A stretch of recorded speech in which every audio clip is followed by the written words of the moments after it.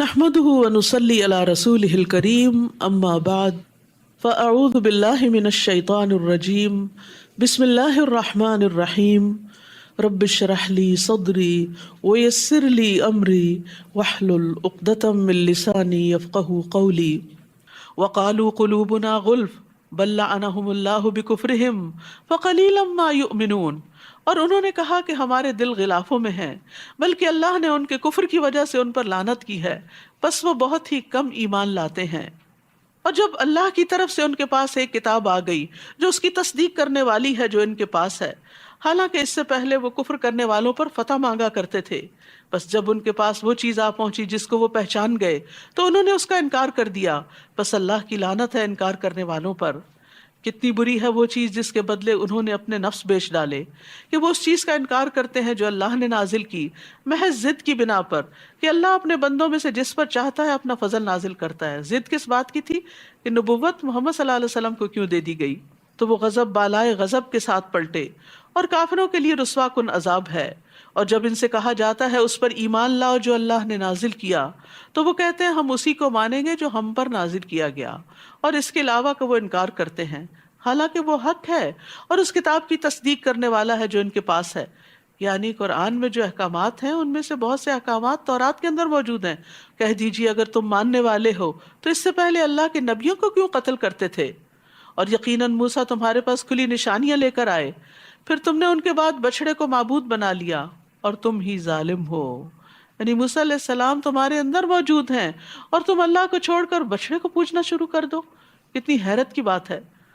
اور جب ہم نے تم سے پختہ عہد لیا اور کوہ طور کو تم پر بلند کیا اور حکم دیا کہ جو ہم نے تمہیں دیا ہے اسے مضبوطی سے پکڑ لو اور سنو، تو انہوں نے کہا ہم نے سن لیا اور ہم نے نافرمانی کی، سمعنا و عصینا، ہم نہیں مانیں گے۔ اور ان کے کفر کی وجہ سے وہ اپنے دلوں میں بچڑے کی محبت پہ لا دیے گئے۔ تو یاد رکھیے جب انسان اللہ تعالیٰ کا کوئی حکم نہیں مانتا تو اس کے بدلے کسی فتنے میں پڑ جاتا ہے، وہ ایسی چیزوں کی محبت میں گرفتار ہو جاتا ہے جس میں پڑھ کر وہ اللہ کو بھی بھول جاتا ہے اور اللہ کے احکامات کو بھی بھول جاتا ہے۔ کہہ دیجئے کتنا برا ہے وہ کام جس کا حکم تمہارا ایمان تمہیں دیتا ہے اگر ہو تم مومن۔ کہہ دیجئے اگر اللہ کے ہاں آخرت کا گھر تمہارے ہی لیے خاص ہے باقی لوگوں کو چھوڑ کر، تو تم موت کی تمنا کرو اگر تم سچے ہو۔ ہماری طرح بنی اسرائیل کا بھی یہی عقیدہ تھا کہ جنت ہمارے لیے، جنت میں ہم ہی جائیں گے، اور اگر کسی گناہ کے بدولت گئے بھی چند دن تو وہاں سے نکل آئیں گے۔ تو آج آپ دیکھیے کہ ہم سب بھی یہی یقین رکھتے ہیں کہ چونکہ ہم نے لا الہ الا اللہ پڑھ رکھا ہے اس لیے جنت میں جائیں گے، عمل چاہے کیسے بھی کریں۔ یاد رکھیے اللہ تعالیٰ سے امید رکھنی چاہیے، اللہ تعالیٰ سارے گناہ معاف کر دے گا، لیکن یاد رکھیے اللہ سبحانہ تعالیٰ سے ڈرنا بھی چاہیے، اللہ کا ڈر بھی ہونا چاہیے۔ آدم علیہ السلام کو کتنے گناہوں کی وجہ سے جنت سے نکالا گیا تھا؟ کتنے، ذرا نمبر بتائیے؟ ایک لقمہ، ایک لقمہ، بس جو ہی انہوں نے وہ منہ میں رکھا جنت کے لباس اتروا دیے گئے۔ ابلیس کو کتنے گناہوں کی وجہ سے رحمت سے دور کیا گیا تھا؟ ایک سجدہ۔ اسی طرح حدیث میں آتا ہے کہ ایک شخص منہ سے کوئی ایسی بات نکالتا ہے جس کی وجہ سے وہ جہنم میں 70 سال کی مسافت پر چلا جاتا ہے۔ ایک غلط بات، ہم کتنے خطرے میں ہیں۔ میں مایوس نہیں آپ کو کر رہی، لیکن ہمیں اللہ سے ڈرتے رہنا چاہیے، اپنے اعمال کو بہت بڑی چیز نہیں سمجھنا چاہیے کہ ہم نے تو بہت کچھ کر رکھا ہے اس لیے جہنم میں تو وہ فلاں اور فلاں جائے گا، ہم تو جنتی ہیں۔ اور بڑے یقین سے کہتے ہیں ہم جنت میں جائیں گے تو ایسا کریں گے اور ویسا کریں گے۔ آپ کے پاس گارنٹی کیا ہے وہاں جانے کی؟ کیا اللہ کے حکم کو آپ اوور رول کریں گے، یا آپ اللہ تعالیٰ کو بتائیں گے کہ کس نے جنت میں جانا ہے اور کس نے جہنم میں؟ تو اس چیز سے منع کیا گیا ہے کہ ایسی زبان نہیں استعمال کرنی چاہیے۔ صرف اللہ ہی کے ہاتھ میں ہے، جس کو چاہے گا معاف کر دے گا، جس کو چاہے گا سزا دے گا۔ اس لیے ہمیں اس کی طرف رجوع کرتے رہنا چاہیے، اس سے معافی مانگتے رہنا چاہیے، اور اپنی غلطیوں کا اعتراف کرتے رہنا چاہیے کہ اللہ ہم گناہ گار ہیں، ہم نے وہ گناہ جو جان بوجھ کر کیے اور وہ جو انجانے میں کیے تو سب کے سب ہم سے معاف فرما دے۔ اور وہ ہرگز اس کی تمنا کبھی بھی نہ کریں گے ان اعمال کی وجہ سے جو ان کے ہاتھ آگے بھیج چکے ہیں، اور اللہ ظالموں کو خوب جاننے والا ہے۔ اور البتہ آپ انہیں ضرور دیگر لوگوں سے بڑھ کر زندگی کا حریص پائیں گے، یہاں تک کہ مشرکوں سے بھی بڑھ کر۔ ان میں سے ہر ایک یہی چاہتا ہے کاش وہ 1000 سال عمر دیا جائے، حالانکہ اتنی عمر دیا جانا اسے عذاب سے بچانے والا نہیں۔ کوئی 1000 سال بھی جیے اور بعد میں مرے 1000 سال کا ہو کے، تو بھی اگر اس نے اللہ کو راضی نہیں کیا تو اللہ کی سزا سے نہیں بچ سکتا، اور اللہ خوب دیکھنے والا ہے جو بھی وہ عمل کرتے ہیں۔ قل من كان عدوا لجبريل فإنه نزله على قلبك بإذن الله مصدقا لما بين يديه وهدى وبشرى للمؤمنين۔ کہہ دیجئے جو کوئی جبریل کا دشمن ہے۔ بنو اسرائیل کہتے تھے کہ محمد صلی اللہ علیہ وسلم پہ فرشتہ کون آتا ہے، جب بتایا گیا کہ جبریل، کہنے لگے ہم تو جبریل کے دشمن، کیونکہ جبریل ہم پر سزا لے کر آئے۔ تو اللہ تعالیٰ فرماتے ہیں جو جبریل سے دشمنی کرے گا تو بے شک اللہ نے تو اس کو اللہ کے حکم سے آپ کے دل پہ نازل کیا، نہیں ہے وہ خود سے تو نہیں آئے وحی لے کر، وہ خود سے تو نہیں آتے عذاب لے کر۔ تو اللہ نے جو قرآن نازل کیا محمد صلی اللہ علیہ وسلم پر، اسے کون لے کر آئے؟ جبریل علیہ السلام لے کر آئے، جو اس کی تصدیق کرنے والا ہے جو اس سے پہلے ہے۔ یعنی قرآن تمہاری کتابوں کی تصدیق کر رہا ہے، تمہیں اچھی طرح پتا ہے کہ جو قرآن کی تعلیمات ہیں وہ تمہارے پاس پہلے سے موجود ہیں، اور ایمان لانے والوں کے لیے ہدایت اور خوشخبری ہے۔ قرآن ہدن و بشرا ہے، خوشخبری بھی ہے، لیکن ماننے والوں کے لیے۔ جو کوئی اللہ کا اور اس کے فرشتوں کا اور اس کے رسولوں کا اور جبریل کا اور میکائیل کا دشمن ہے تو بے شک اللہ کافروں کا دشمن ہے۔ اور یقیناً ہم نے آپ کی طرف روشن آیات نازل فرمائی ہیں، اور نہیں انکار کرتے ان کا مگر جو فاسق ہیں، نافرمان لوگ۔ کیا ہمیشہ ایسا ہی نہیں ہوا کہ جب بھی ان لوگوں نے کوئی پختہ عہد کیا تو ان میں سے ایک نہ ایک فریق نے اس کو پھینک دیا، بلکہ ان کے اکثر لوگ ایمان ہی نہیں لاتے۔ اور جب بھی ان کے پاس اللہ کی طرف سے کوئی رسول آیا، اس کی تصدیق کرنے والا جو ان کے پاس ہے، تو جن لوگوں کو کتاب دی گئی تھی ان میں سے ایک فریق نے اللہ کی کتاب کو اپنی پیٹھ پیچھے پھینک دیا، گویا کہ وہ جانتے ہی نہیں۔ تو یاد رکھیے، کتاب کو پیٹھ پیچھے پھینکنا کیا ہے؟ قرآن کو پڑھنے سے، سمجھنے سے، اس کے اوپر غور و فکر کرنے سے، اس پر عمل کرنے سے زیادہ اور چیزوں کو اہمیت دینا۔ ہم سب کو جائزہ لینا چاہیے کہ ہمارے دن کا، ہمارے ہفتے کا، ہمارے مہینے کا کتنا حصہ قرآن فہمی میں گزرتا ہے، کیونکہ جب تک قرآن کو سمجھے نہیں نا تو پتہ نہیں چلتا اللہ تعالیٰ کیا فرما رہے ہیں۔ قرآن کی تلاوت اچھی بات ہے، ثواب کا کام ہے، لیکن مقصد پورا نہیں ہوتا اس سے۔ قرآن کا حفظ کرنا بڑی سعادت کی بات ہے، لیکن مقصد پورا نہیں ہوتا اس سے۔ قرآن کو سمجھنا، قرآن پر غور و فکر کرنا، یہ ہے وہ مقصد جس کے لیے قرآن آیا ہے۔ اور پھر غور و فکر کیوں؟ تاکہ یہ علم عمل میں ڈھل جائے اور زندگیاں اس کے مطابق ہو جائیں، ہماری زندگیوں سے اندھیرے نکل جائیں۔ اللہ تعالیٰ نے یہ کتاب اس لیے اتاری لِتُخْرِجَ النَّاسَ مِنَ الظُّلُمَاتِ إِلَى النُّورِ، تاکہ تم لوگوں کو اندھیروں سے روشنی کی طرف نکال لاؤ۔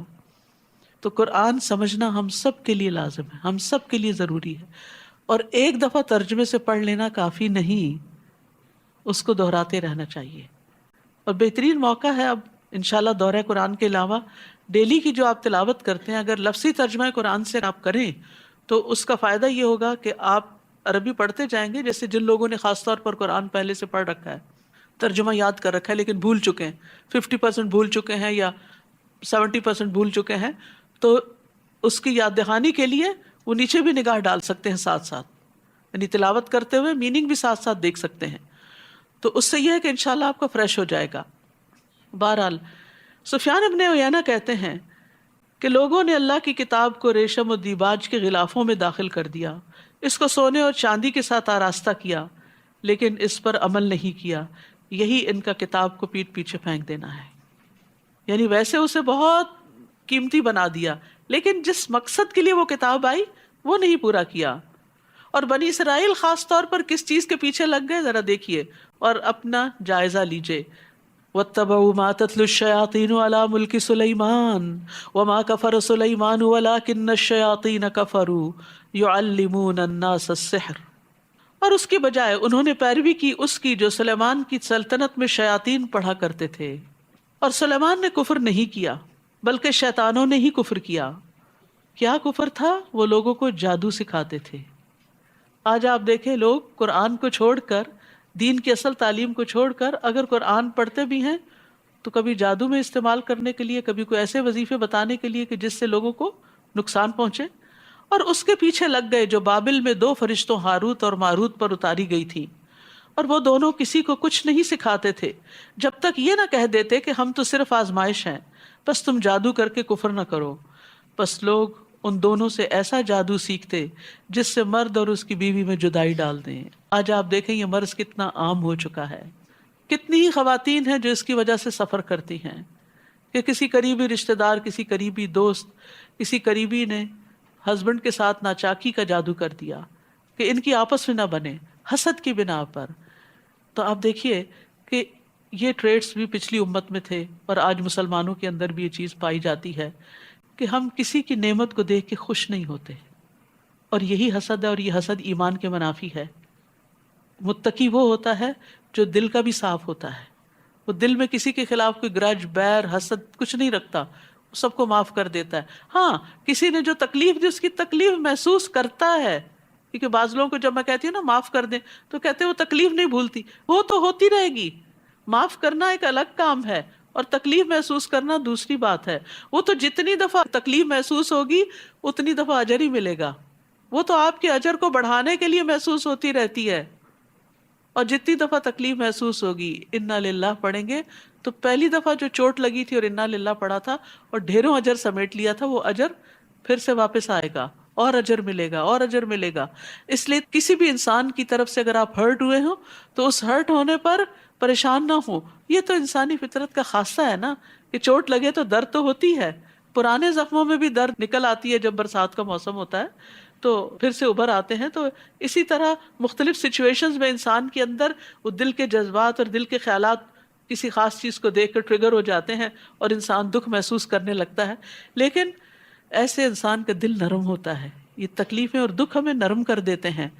لیکن مومن بغض نہیں رکھتا، حسد نہیں رکھتا. وہ کسی پہ جادو کرنے اور کسی پہ کوئی ایسی مصیبت مسلط کرنے کی سوچ بھی نہیں سکتا. پھر فرمایا اور وہ اللہ کے حکم کے سوا اس سے کسی کو کچھ بھی نقصان نہیں دے سکتے تھے، اور وہ ایسی چیز سیکھتے جو ان کو نقصان نہیں پہنچاتی اور کچھ فائدہ نہ دیتی.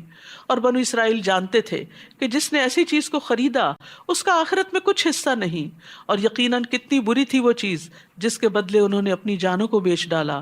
کاش وہ جانتے ہوتے. تو یاد رکھیے کہ جادو اپنا اثر رکھتا ہے لیکن باذن اللہ. تو ہمیں اس چیز کے پیچھے پڑنے کے بجائے کہ کس نے جادو کیا ہے، یا کوئی جادو نہ کر دے، یا خوف زدہ رہیں، یا ڈرے ڈرے رہیں، اس کے لیے ضروری ہے اپنی پروٹیکشن کر لیں. جب سردی آتی ہے تو آپ کیا کرتے ہیں؟ گرم کپڑے پہن لیتے ہیں. گرمی آتی ہے تو آپ ٹھنڈا کا انتظام کر لیتے ہیں. تو جب لوگوں کا حسد محسوس ہو تو اپنی پروٹیکشن کے لیے دعائیں پڑھ لیں. صبح شام کے اذکار اور دیگر جو دعائیں ہیں، حفاظت کی آیت الکرسی ہے، رات کو سونے کے اذکار ہیں، ان کی پابندی کریں. کچھ بھی ہو اللہ کا ذکر نہ بھولیں. اللہ کا ذکر ایک محفوظ قلعے کی طرح ہے. جب انسان اللہ کا ذکر کرتا ہے تو پروٹیکشن میں آتا ہے، ایک فورٹ میں آ جاتا ہے، قلعے میں آ جاتا ہے، اور شر سے محفوظ ہو جاتا ہے. کوئی آپ کو کچھ بھی نقصان نہیں دے سکتا. تو بی کانفیڈنٹ.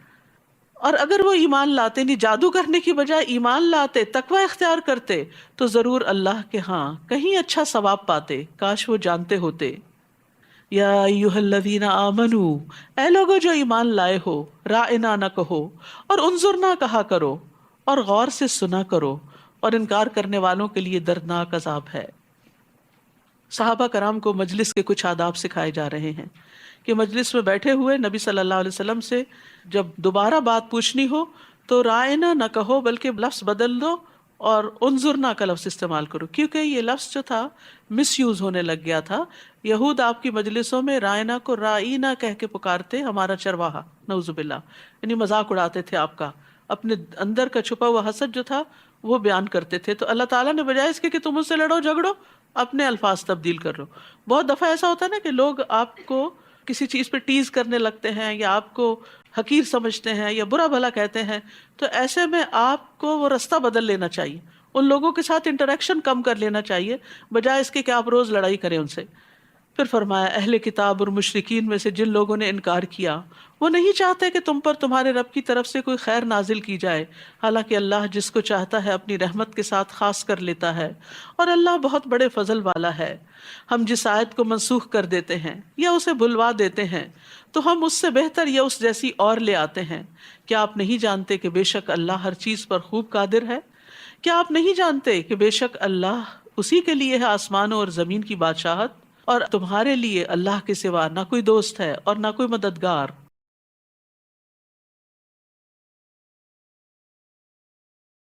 اے اہل ایمان، کیا تم یہ چاہتے ہو کہ اپنے رسول سے اس طرح کے سوال کرو جس طرح کے سوال اس سے پہلے موسیٰ سے کیے گئے؟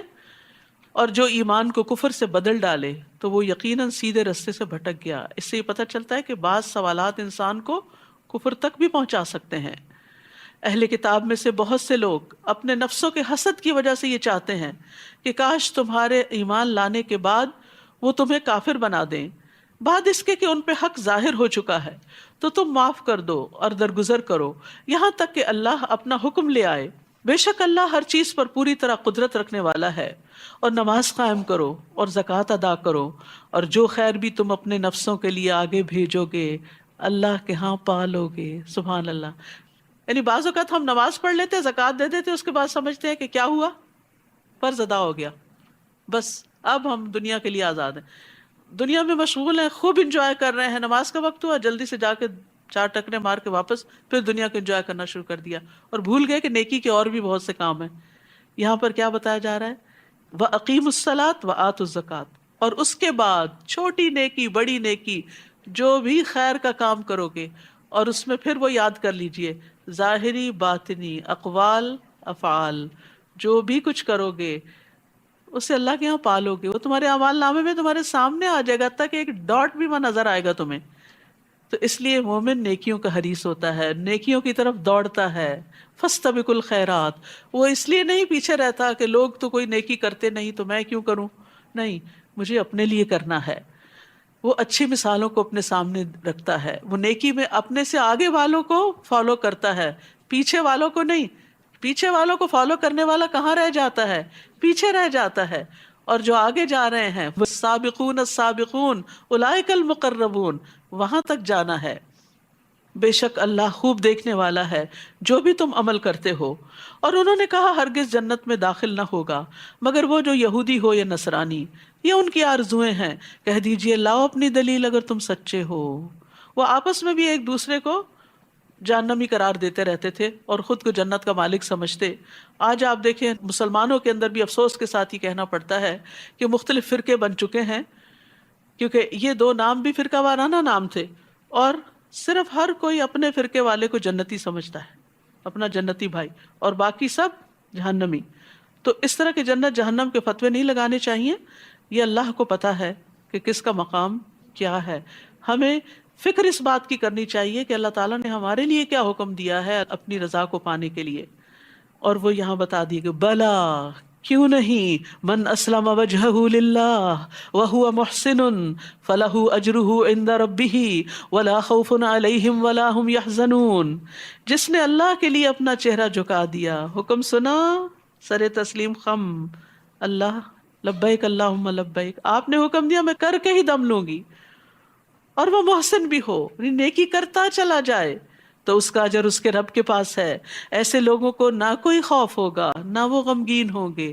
خوف اور غم 2 بڑی مصیبتیں، ان سے نجات کے لیے انسان کے اندر اخلاص اور احسان کی روش ہونی چاہیے۔ تو آیت نمبر 112 میں اخلاص اور احسان کا سبق دیا گیا ہے، اور یہی اعمال کی قبولیت کا باعث ہیں۔ اور یہود نے کہا کہ نصارہ کسی چیز پر نہیں، اور نصارہ نے کہا یہود کسی چیز پر نہیں، حالانکہ وہ کتاب پڑھتے ہیں، اور انہی کی طرح بات ان لوگوں نے بھی کہی جو علم نہیں رکھتے۔ پس قیامت کے دن اللہ ان کے درمیان اس معاملے میں فیصلہ کر دے گا جس میں وہ اختلاف کرتے۔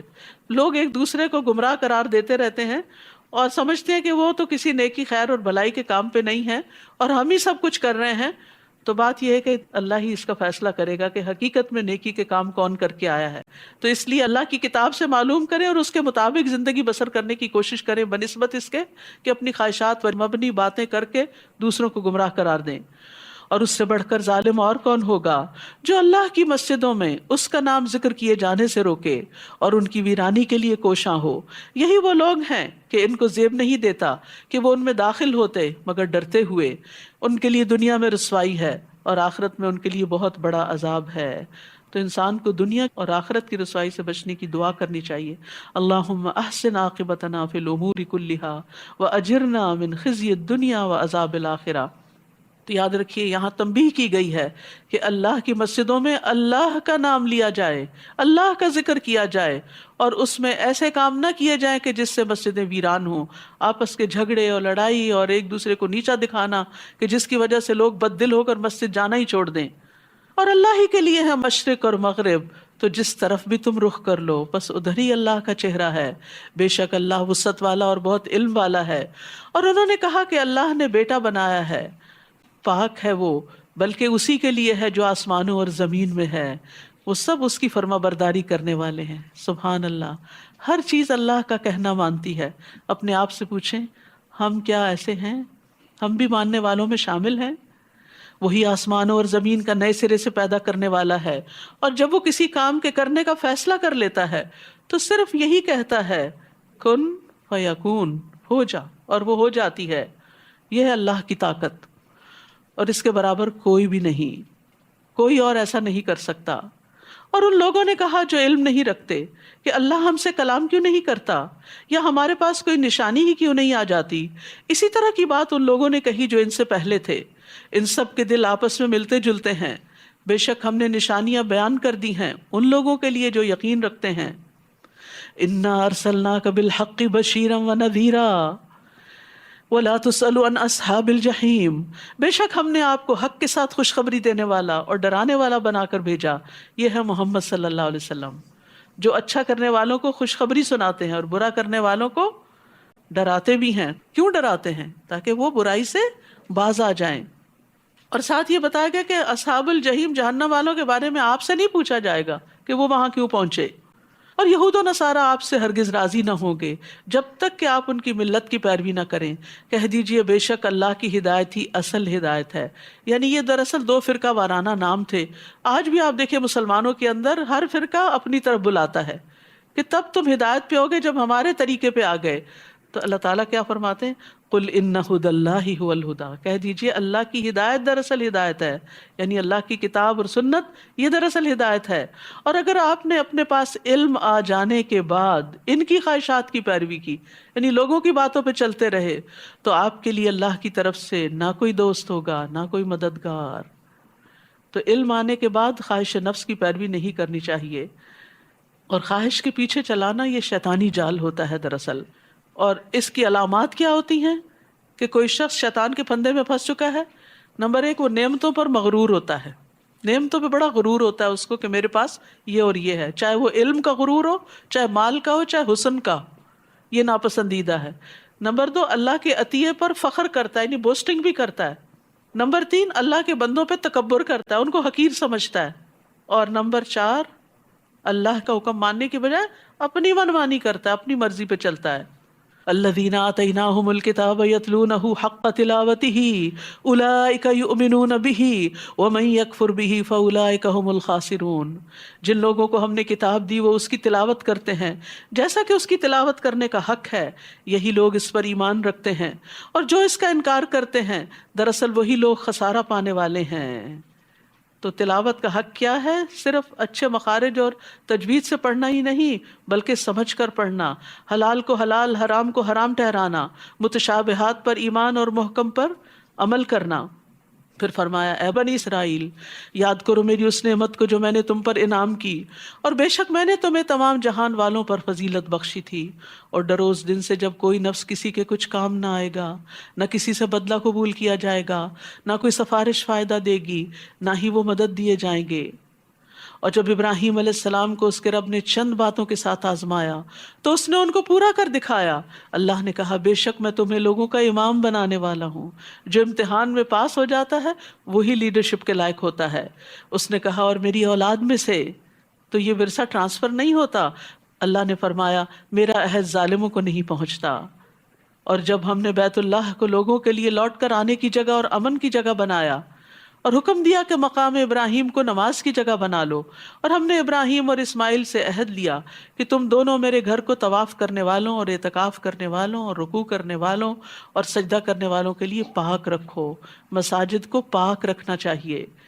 اور جب ابراہیم علیہ السلام نے کہا اے میرے رب اس شہر کو امن والا بنا، اور اس کے رہنے والوں میں سے جو اللہ اور یوم آخرت پر ایمان لائیں ان کو پھلوں میں سے رزق عطا فرما، اللہ نے کہا جس نے کفر کیا میں اس کو بھی تھوڑا سا فائدہ دوں گا، پھر اس کو آگ کے عذاب کی طرف مجبور کر دوں گا، اور وہ کتنی بری جگہ ہے لوٹنے کی۔ اور جب ابراہیم اور اسماعیل علیہ السلام اس گھر کی بنیادیں اونچی کر رہے تھے، اللہ کا گھر تعمیر کر رہے تھے، پھر بھی دعا کر رہے تھے کیا، اے ہمارے رب ہم سے یہ قبول کر لے، بے شک تو ہی خوب سننے والا خوب جاننے والا ہے۔ مومن عمل کرنے کے بعد قبولیت سے ڈرتا ہے، یا اللہ قبول بھی ہو جائے۔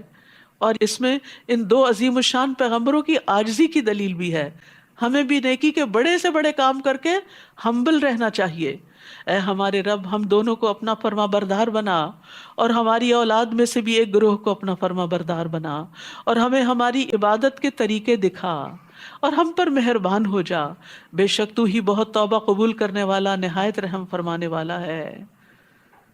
پھر آپ دیکھیے مزید دعائیں کہ اللہ یہ عمارت تو ہم بنا رہے ہیں، ہمیں بھی اطاعت کی توفیق دینا، کیونکہ بعض اوقات ہم بڑی بڑی مساجد تعمیر کر لیتے ہیں لیکن اس کے بعد کیا کرتے ہیں، وہاں ہارڈلی کبھی جاتے ہیں، یا وہاں تعلیم کا سلسلہ کم ہی کوئی شروع کرتے ہیں، وہ بیچاری سارا دن خالی پڑی رہتی ہیں، بے آباد پڑی رہتی ہیں۔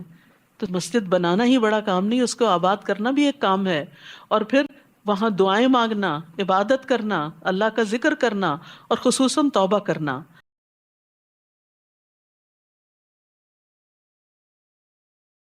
ابراہیم علیہ السلام ایک ویژنری تھے، وہ صرف اپنے وقت کے لیے دعا نہیں مانگ رہے تھے، وہ آنے والی نسلوں کے لیے دعا کر رہے تھے۔ کیا مانگ رہے تھے؟ ربنا وابعث فیہم رسولا منہم یتلو علیہم آیاتک ویعلمہم الکتاب والحکمہ ویزکیہم انک انت العزیز الحکیم۔ اے ہمارے رب ان کے اندر انہی میں سے ایک رسول بھیج دے جو ان پر تیری آیات کی تلاوت کرے، انہیں کتاب اور حکمت کی تعلیم دے، ان کا تزکیہ کرے، بے شک تو ہی غالب بہت حکمت والا ہے۔ سبحان اللہ، اپنی نسل اور اپنی اولاد کی فکر میں کیا مانگا؟ ایک رسول مانگا جو آئے اور ان کو تعلیم دے، کتاب کی تلاوت کرے ان کے سامنے، ان کو کتاب کی تعلیم دے، انہیں حکمت سکھائے، ان کا تزکیہ کرے، اندر باہر سے ان کو صاف کرے۔ آپ اپنی اولاد کے لیے کیا دعائیں مانگتے ہیں؟ کیا ملے ان کو آپ کی زندگی میں اور آپ کے بعد؟ میں کہتے ہیں اللہ ہمیں اپنی زندگی میں ان کی بہاریں دکھا دینا، ان کی شادی ہو جائے، ان کا کاروبار اچھا ہو جائے، ان کی ڈگری اچھی ہو جائے، ان کو آگے اولاد سے نوازنا وغیرہ وغیرہ۔ اس سے آگے کہ ان کی دین کی تعلیم کا بھی کوئی انتظام ہو جائے اور ان کی نسلوں کو بھی ایمان پہ قائم رکھنا، یہ پہلی دعائیں بری نہیں ہیں، نہ میں ان کا کوئی مذاق اڑا، یہ بھی مانگے ربنا آتنا فی الدنیا حسنۃ وفی الآخرۃ حسنۃ۔ لیکن ابراہیم علیہ السلام نے اپنی اولاد کے مستقبل کی فکر کی کہ ان کے لیے تعلیم کا بندوبست ہو۔ آج ہم کو بھی سوچنا چاہیے کیا ہم نے اپنے بچوں کی دینی تعلیم کا انتظام کیا، اس کے لیے اتنا مال خرچ کیا، فکر مند ہوئے، محنت کی، تکلیف اٹھائی جتنا ہم نے ان کی دنیا کے لیے فکر کی؟ اور کون ہے جو ملت ابراہیم سے بے رغبتی کرے؟ اس طریقے سے کون پھرے مگر وہ جس نے خود کو احمق بنا لیا ہو، صرف دنیا کے پیچھے بھاگ رہا ہے۔ بے شک ہم نے اس کو دنیا میں بھی چن لیا تھا اور یقیناً آخرت میں بھی وہ ضرور صالحین میں سے ہوگا۔ جب اس کے رب نے اس سے کہا فرما بردار ہو جا، اسلم، قال اسلمت لرب العالمین، تو اس نے کہا میں رب العالمین کے لیے فرما بردار ہو گیا۔ اور ابراہیم علیہ السلام نے اپنے بیٹوں کو اسی بات کی وصیت کی، اور یعقوب علیہ السلام نے بھی کیا کہا، یا بنی ان اللہ اصطفیٰ لکم الدین فلا تموتن الا وانتم مسلمون۔ اے میرے بیٹو، بے شک اللہ نے تمہارے لیے یہ دین چن لیا ہے، بس تمہیں ہرگز موت نہ آئے مگر اس حال میں کہ تم مسلمان ہو۔ آج ہم سب کے لیے یہ دعا کتنی ضروری ہے کہ ہم اپنے بچوں کے لیے یہ دعا مانگیں، اور صرف دعا ہی نہ مانگیں بلکہ ان سے اس بات کا عہد لیں، ان کو اس بات کے لیے پریپیئر کریں کہ تم نے اس جگہ پر رہتے ہوئے اپنے ایمان کی حفاظت کرنی ہے، صرف اپنی نہیں، اپنے آئندہ آنے والی نسلوں کی بھی۔ اور یہ چیز بچپن سے ان کے اندر ڈالیں، ڈرل کریں، ان کے اندر ڈال دیں کہ اسلام کے بغیر نجات نہیں، کہ حالت ایمان میں موت آئے اور موت تک رب کی عبادت کرتے رہے، مرتے دم تک فرائض کی پابندی کرتے رہے۔ کیا بھلا تم موجود تھے جب یعقوب کے پاس موت حاضر ہوئی، جب انہوں نے اپنے بیٹوں سے پوچھا میرے بعد تم کس کی عبادت کرو گے؟ آپ نے کبھی پوچھا اپنے بچوں سے کہ ہمارے بعد کس کی عبادت کرو گے؟ انہوں نے کہا ہم آپ کے الہ اور آپ کے باپ دادا ابراہیم اور اسماعیل اور اسحاق علیہ السلام کے الہ کی عبادت کریں گے جو ایک ہی الہ ہے، اور ہم اسی کے فرما بردار ہیں۔ وَنَحْنُ لَهُ مُسْلِمُونَ۔ ابراہیم علیہ السلام نے کیا کہا تھا؟ اسلمت لرب العالمین۔ تو اولاد نے بھی کیا کہا؟ نحن لہ مسلمون۔ تلک امۃ قد خلت لہا ما کسبت ولکم ما کسبتم ولا تسألون عما کانوا یعملون۔ یہ ایک جماعت تھی جو گزر چکی، اس کے لیے وہی ہے جو اس نے کمایا، اور تمہارے لیے وہی ہے جو تم نے کمایا، اور تم سے سوال نہ کیا جائے گا اس کے بارے میں جو وہ عمل کرتے تھے۔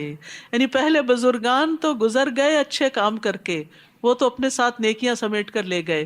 آج اگر ہم صرف اس پہ فخر ہی کرتے رہے کہ ہم ان کی نسل سے ہیں یا ان کی ملت سے ہیں یا ان کے طریقے پر ہیں، تو اتنا کافی نہیں جب تک کہ وہ کام نہ کریں جو انہوں نے کیے، اور سب سے پہلے اس توحید کا اعلان جو انہوں نے کیا۔ وَقَالُوا كُونُوا هُودًا أَوْ نَصَارَىٰ تَهْتَدُوا، اور انہوں نے کہا کہ یہودی یا نصرانی ہو جاؤ تو ہدایت پا جاؤ گے۔ جیسے آج مسلمان مختلف فرقوں کا نام لے کر کہتے ہیں کہ اس فرقے میں یا اس گروہ میں داخل ہو جاؤ تو ہدایت پاؤ گے۔ قل بل ملت ابراہیم حنیفا وما کان من المشرکین، کہہ دیجئے بلکہ ابراہیم کا طریقہ جو یکسو تھے اور مشرکوں میں سے نہ تھے، توحید کا طریقہ، ایک اللہ کی عبادت کا طریقہ۔ قولوا آمنا باللہ وما انزل الینا وما انزل الی ابراہیم واسماعیل واسحاق ویعقوب والاسباط وما اوتی موسیٰ وعیسیٰ وما اوتی النبیون من ربهم لا نفرق بین احد منہم ونحن له مسلمون۔ سب کہو کہ ہم اللہ پر ایمان لائے اور جو ہماری طرف نازل کیا گیا، یعنی کتاب و سنت، اور جو ابراہیم اور اسماعیل اور اسحاق اور یعقوب اور ان کی اولاد کی طرف نازل کیا گیا، اور جو موسیٰ اور عیسیٰ علیہ السلام دیے گئے، اور جو دیگر انبیاء کو ان کے رب کی طرف سے دیا گیا، ہم ان میں سے کسی ایک کے درمیان کچھ فرق نہیں کرتے، سب کی عزت کرتے ہیں، سب کو رسول مانتے ہیں، اور ہم اسی کے فرما بردار ہیں۔ آج اس پلانٹ پہ صرف مسلمان وہ امت ہیں کہ جو سارے کے سارے انبیاء کو مانتے ہیں، اور اسی سے دین مکمل ہوتا ہے۔ کسی ایک نبی کا بھی انکار سب کا انکار بن جاتا ہے۔ تو انبیاء علیہ السلام نے اپنے فالوورز کو، اپنی اولادوں کو صحیح ایمان لانا بھی سکھایا۔ فَإِنْ آمَنُوا بِمِثْلِ مَا آمَنْتُمْ بِهِ فَقَدْ اهْتَدَوْا، اور اگر یہ لوگ بھی اسی طرح ایمان لے آئیں جس طرح تم ایمان لے آئے ہو تو حقیقت میں وہ ہدایت پا جائیں گے، اور اگر وہ منہ پھیر لیں تو بے شک وہ ضد میں ہیں، اور عنقریب ان کے مقابلے میں اللہ ضرور آپ کو کافی ہو جائے گا، اور وہ خوب سننے والا، خوب جاننے والا ہے۔ صبغۃ اللہ ومن احسن من اللہ صبغہ ونحن له عابدون، اللہ کا رنگ یعنی اللہ کا دین یہ اپنا لو، اور اللہ سے بہتر رنگ کس کا ہو سکتا ہے؟ اللہ کے دین سے خوبصورت کون سا طریقے زندگی ہو سکتا ہے؟ اور ہم اسی کی عبادت کرنے والے ہیں۔ کہہ دیجئے کیا تم اللہ کے بارے میں ہم سے جھگڑتے ہو، حالانکہ وہی ہمارا اور تمہارا رب ہے، اور ہمارے لیے ہمارے اعمال اور تمہارے لیے تمہارے اعمال ہیں، اور ہم تو اسی کے لیے مخلص ہیں۔ یا تم کہتے ہو کہ بے شک ابراہیم اور اسماعیل اور اسحاق اور یعقوب اور ان کی اولاد یہودی یا نصرانی تھے، یعنی کیا وہ کسی خاص فرقے سے تعلق رکھتے تھے؟ کہہ دیجئے کیا تم زیادہ جانتے ہو یا اللہ؟ اور اس سے بڑا ظالم اور کون ہوگا جو اس گواہی کو چھپا لے جو اللہ کی طرف سے اس کے پاس ہے، اور جو کچھ تم کرتے ہو اللہ اس سے ہرگز غافل نہیں۔ تلک امۃ قد خلت لہا ما کسبت ولکم ما کسبتم ولا تسألون عما کانوا یعملون۔ یہ ایک جماعت تھی جو گزر چکی، اس کے لیے وہی ہے جو اس نے کمایا، اور تمہارے لیے وہی ہے جو تم نے کمایا، اور تم سے سوال نہ کیا جائے گا اس کے بارے میں جو وہ عمل کرتے تھے۔ یہ آیت دوبارہ دہرائی گئی ہے، کیوں؟ کہ انسان دوسرے کے عمل پہ بھروسہ نہ کرے، یہ نہ کہ ہمارے ماں باپ بہت نیک تھے یا ہم محمد صلی اللہ علیہ وسلم کی امت میں سے ہیں۔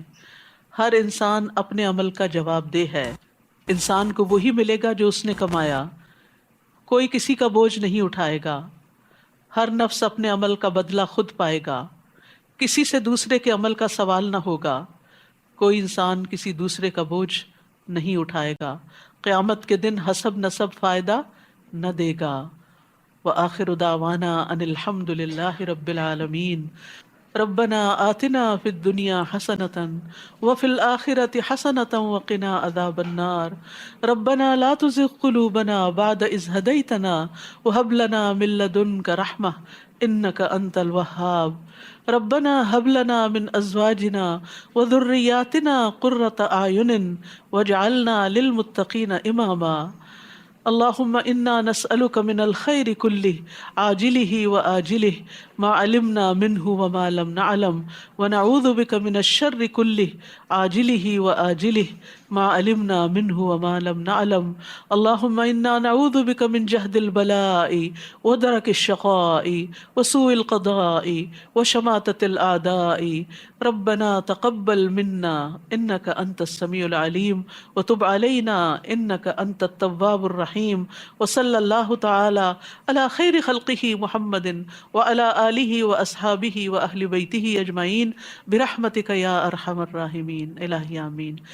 سبحانک اللہم وبحمدک اشہد ان لا الہ الا انت استغفرک واتوب الیک۔ السلام علیکم ورحمۃ اللہ وبرکاتہ۔